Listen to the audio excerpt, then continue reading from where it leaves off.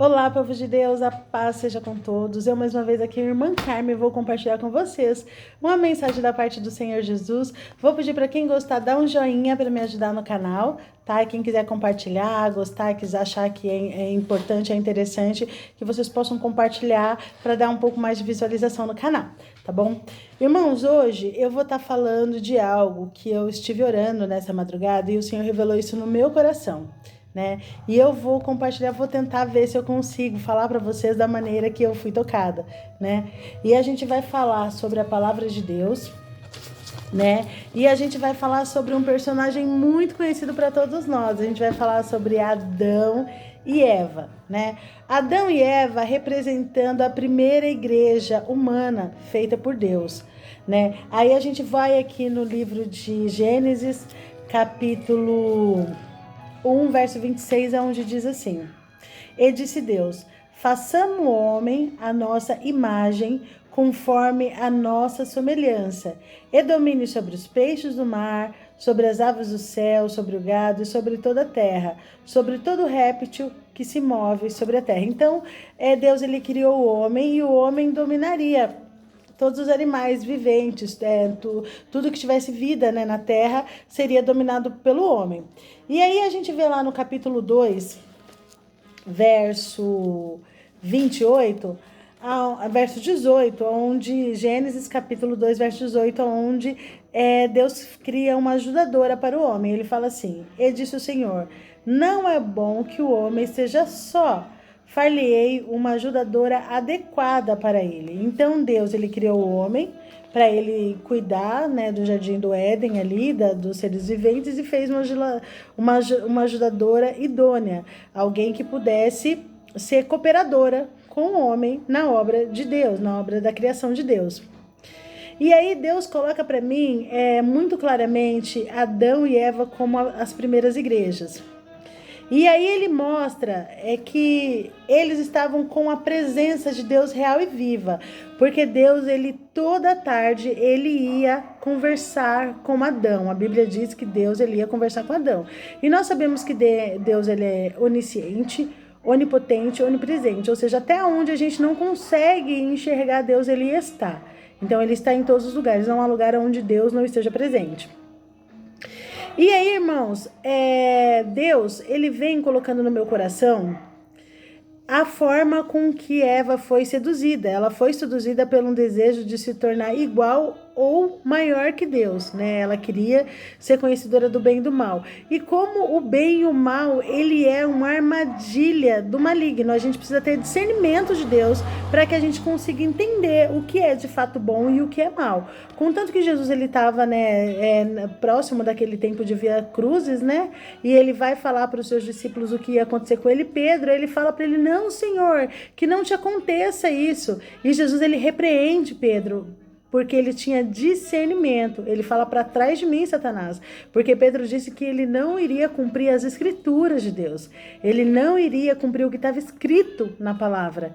E aí Jesus, naquele momento, ele vai e repreende Pedro e fala, ele entende que aquilo ele não era algo que realmente tinha vindo do trono de Deus, porque ia contra as escrituras, ia contra o que estava escrito na palavra. Então tudo que vai contra o que está escrito na palavra de Deus através da Bíblia é com certeza algo que agrada ao maligno, é uma obra do maligno. E como é difícil a gente discernir, né? Porque tem muita gente boa, com ações boas, e que em alguns momentos são usados pelo maligno. E a gente precisa desse espírito de discernimento para a gente conseguir discernir o que é bom de fato aos olhos de Deus e o que é mal aos olhos de Deus, não é aos nossos olhos, porque o nosso coração é enganoso. Então a gente precisa estar ligado na fiação do céu para a gente poder ter o discernimento certo, né? E voltando lá para Adão e Eva,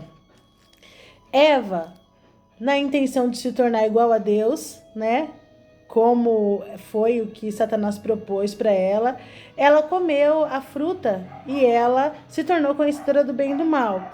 Adão, quando ele chega, em vez dele repreender a Eva, dele orar, dele tentar consertar o erro que ela tinha cometido, ele simplesmente se torna conivente, ele senta no pecado dela, ele come, né, a maçã com esse mesmo intuito. E a gente vê que no período que Adão e Eva esteve vivo, eles não se arrependeram do pecado que eles cometeram, né? Eles ficaram ali aquele tempo, aonde no período que eles estiveram vivos, eles viveram da maneira deles.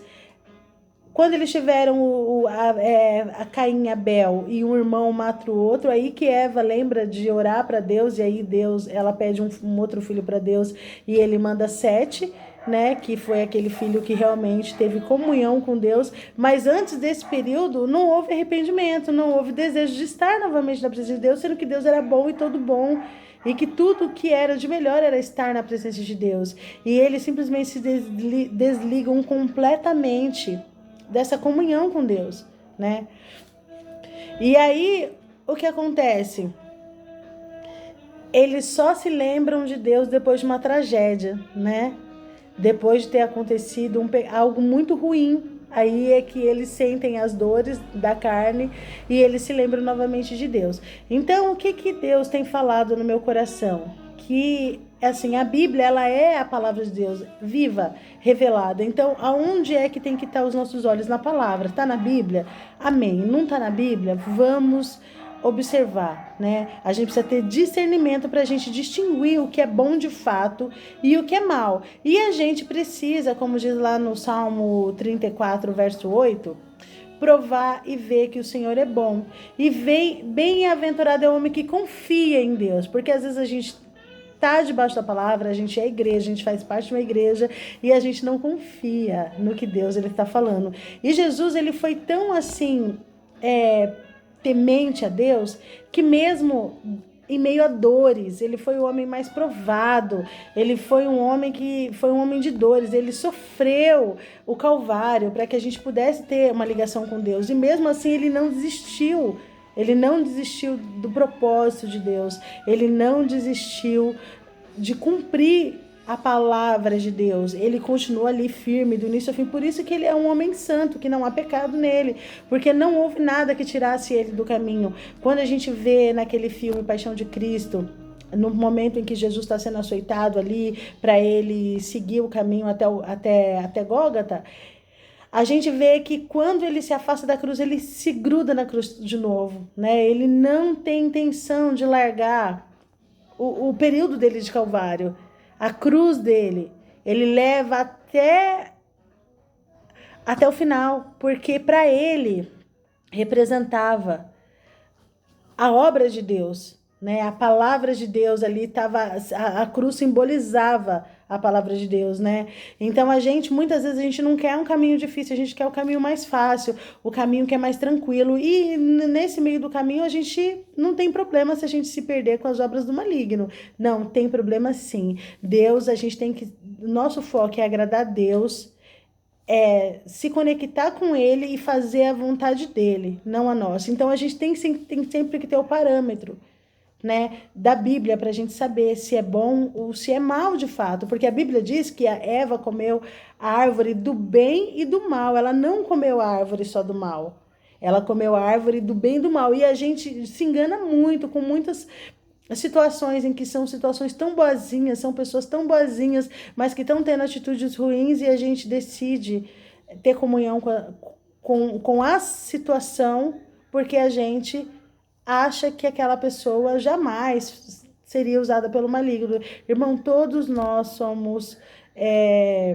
todos os dias, incitados a ser usados pelo maligno, mas a gente precisa estar aqui, com uma lâmpada de Deus acesa no nosso coração e na nossa mente, para que a gente possa fazer a vontade de Deus, né?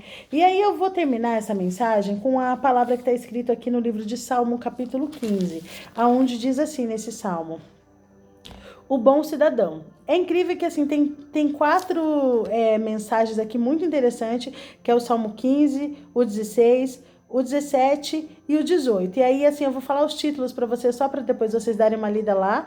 O Salmo 15 ele fala do bom cidadão. O Salmo 16 ele fala a felicidade da submissão a Deus. Então existe uma alegria, uma felicidade em a gente se submeter à vontade do Senhor, né? Aí no 17 ele fala oração por proteção, então existe uma oração que simboliza a proteção do Senhor, né?